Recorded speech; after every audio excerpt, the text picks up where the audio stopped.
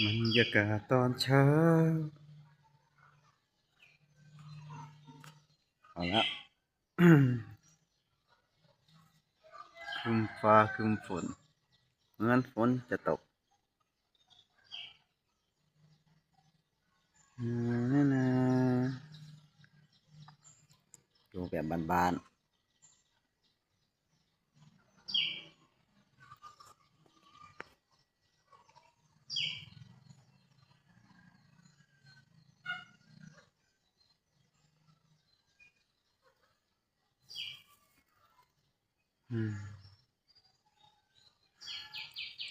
อยู่แบบบ้านๆ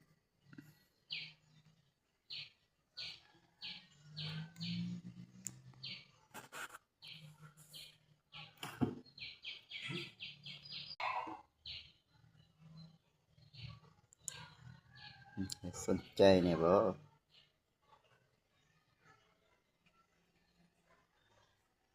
เอ้ยมีตัวตนแล้วเว้นมีตัวตน